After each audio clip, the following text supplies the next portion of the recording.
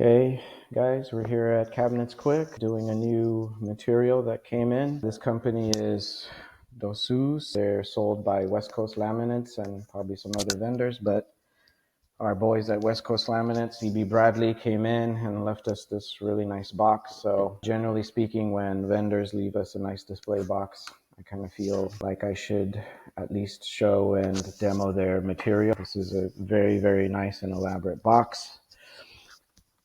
And there's some interesting materials in here, so I figured I'll talk about them. There's 4 different materials in here. There's a new material that's called PET, and that's just the face of the material, and I'll show that board. Then there's acrylic, which has been around, but it's very expensive, and they made it in a way that it's less expensive. So there's a semi-famous board manufacturer called Revisio Crystal that's acrylic faces, and the acrylic has some properties that are unique but very nichey. Then they have some PET with some texture, which is the new novel stuff. The more novel stuff is melamines that I'll show you that are very deep, and then regular melamine. So let's take a look at this box. And then they just go through, the care and stuff. So who cares? They gave us a little rag. These are the chips colors of the materials I just talked about, but we'll leave the chips in there and we'll start with the materials. So just one of these, this is the new PET material. So PET is polyethylene tetrafluoroethylene, whatever. It's just another plastic, but it's soft touch. It's a different material that the industry is starting to use for the faces. But as you can see, there's always a core and then the 2 outside faces. And very much like melamine that follows the standard rules, is it's usually double-sided. Some of these may not come double-sided, so when you're speccing out a job, be aware of if you're getting one side good and one side backer, or one side good and one side not back.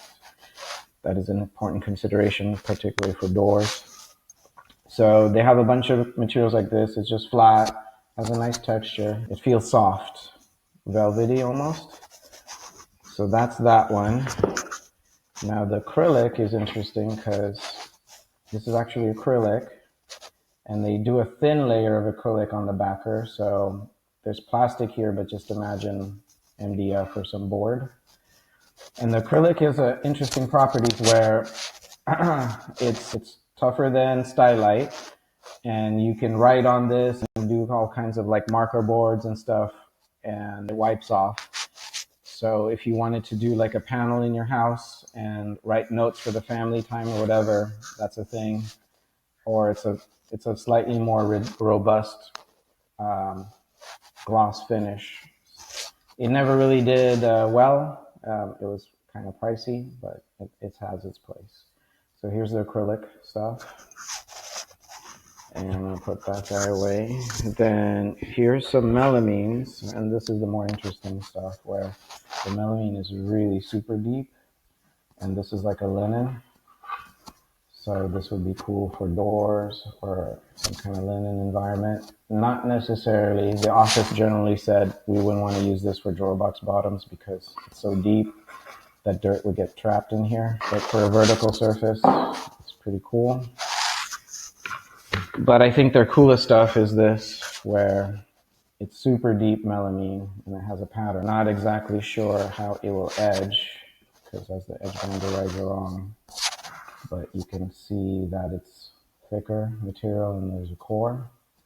And like I said, see, there's a backer to this, and then there's a front. So this stuff will not come double-sided most likely. So this is a perfect example of one side face, one side backer.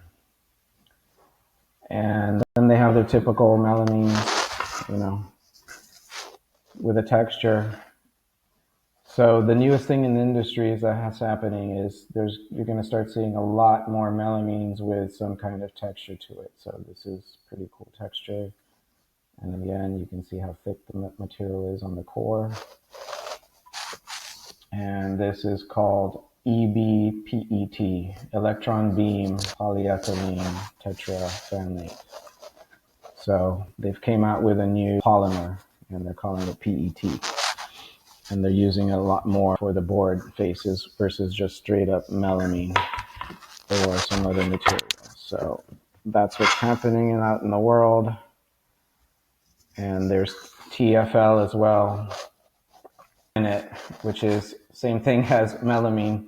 So they're not calling it melamine anymore. They're coming up with new words like TFL. I guess to get away from old impressions or just to confuse people even more. I don't know, but as you can see how the melamine is really, really thin? And that's a characteristics of the melamine, where it's a really super thin material covering a core. And there's generally 3 cores in our industry, MDF and plywood. And you would use MDF when you would want a very flat, smooth face. You would use particle board in situations like this, where you can't tell if the board isn't perfectly flat. And plywood, you don't usually use plywood for doors. You would use it for case material. Plywood would flex and bend. So for door material, you would use MDF or particle board if you're getting a solid flat panel door, generally speaking. This acrylic would be on an MDF for sure. And that's why these samples are also on MDF. So MDF stands for medium density fiberboard. There is also higher density fiberboard that nobody really uses. And then there's also low density fiberboard, LDF, which has its place if you want it lightweight, but not typically used. So the most frequently used is the medium density fiberboard. All right, so, and if you want a deep dive lesson on materials one day, real exciting stuff, then let me know. But shout out to my guys at West Coast Laminates, EB Bradley. Thank you for the box. Still waiting for a door program from you guys, but you know, that's another story. And thanks to the 5 or 6 viewers that we have, please like or share or subscribe. Like I said, we don't make any money off these videos. We just do it just to give information and, you know, pass our days. So we'll see you in the next one.